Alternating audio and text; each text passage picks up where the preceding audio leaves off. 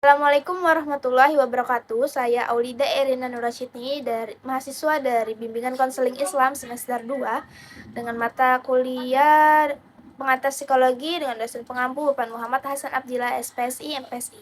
Pada kesempatan kali ini saya akan menjelaskan tentang aliran psikoanalisa dan inilah penjelasan saya.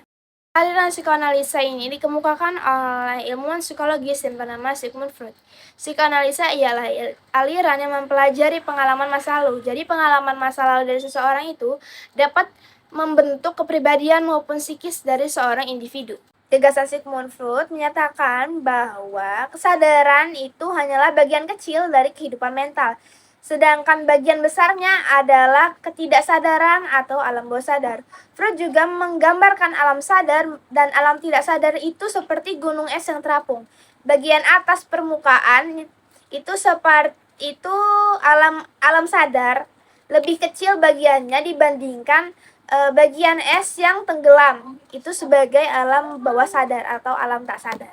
Seperti penjelasan saya tadi, jadi persepsi tentang jiwa manusia menurut Sigmund Freud itu seperti gunung es yang dijadikan perumpamaan, yang menunjukkan bahwa skema gambaran jiwa seseorang itu di bagian puncak itu dinamakan kesadaran, di bagian tengah dinamakan prakesadaran, di bagian bawah itu dinamakan ketidaksadaran. Jadi alam bawah sadar kita nih sama seperti perumpamaan akar pohon.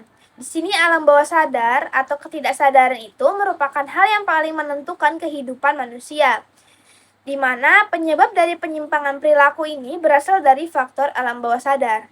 Hal seperti inilah yang dianalisa oleh Freud untuk mengungkapkan kepribadian seseorang dan menjadikan analisa ini sebagai metode penyembuhan. Struktur kepribadian menurut Sigmund Freud. Jadi Freud membagi struktur ini menjadi 3 aspek, yaitu ID, ego, dan superego. Yang pertama itu ID. Penjelasan ID berasal dari kata Latin is yang artinya es. Kepribadian ini disebut Freud sebagai kepribadian bawaan lahir. Jadi di dalamnya terdapat dorongan yang didasari pemenuhan biologis guna kepuasan bagi dirinya sendiri. Karakter khas pada aspek ini adalah tidak adanya pertimbangan logis dan etika sebagai prinsip pengambilan keputusan. Lebih sederhana lagi, jadi ID ini berwujud pada gambaran nafsu, hasrat seksual, dan perasaan superior ingin berkuasa. Aspek yang kedua adalah ego. Jadi kepribadian ini terjadi akibat pengaruh yang ia dapatkan dari apa yang terjadi di dunia atau lingkungannya. Ciri khas dari aspek ini, ego mengatur ID dan juga superego untuk pemenuhan kebutuhan sesuai dengan kepentingan pribadi yang terlibat. Artinya, berbeda dengan ID yang hanya mementingkan diri sendiri, ego merupakan aspek yang mementingkan keperluan lebih luas atau tidak hanya dirinya.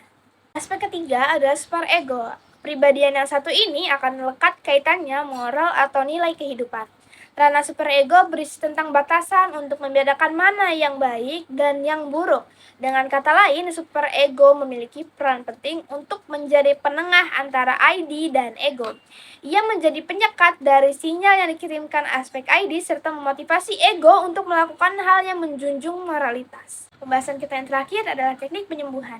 Jadi teori yang dibawa oleh Freud melalui psikoanalisis mampu dijadikan dasar dalam mengevaluasi kepribadian. Yang pertama adalah teknik talking cat. Teknik ini pada dasarnya adalah tentang membangun hubungan baik dengan klien ataupun pasien, sehingga para pasien dapat menceritakan pengalaman masa lalunya. Freud membuat ajang bagi para pasien untuk mengalirkan rasa sehingga hati mereka lega dari apa yang membebaninya.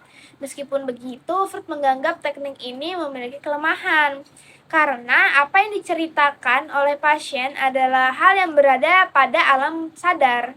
Dianggap kurang tepat karena permasalahan sesungguhnya terjadi pada ketidaksadaran atau alam bawah sadar itu sendiri. Teknik yang kedua yaitu teknik kartasis.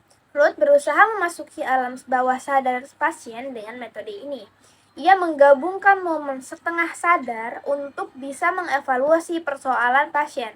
Istilah yang biasa kita dengar berkaitan dengan teknik ini adalah metode hipnosis.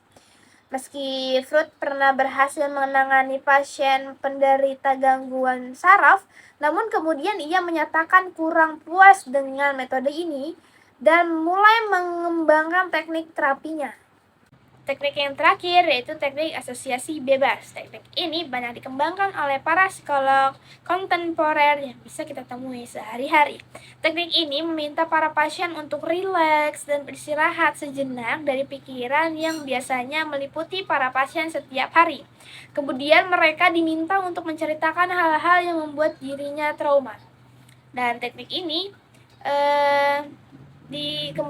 dijadikan sebuah teknik karena menurut Freud ini membantu untuk pasien. Itu saja yang dapat saya sampaikan tentang aliran psikoanalisa.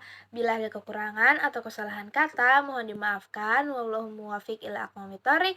Wassalamualaikum warahmatullahi wabarakatuh. Terima kasih.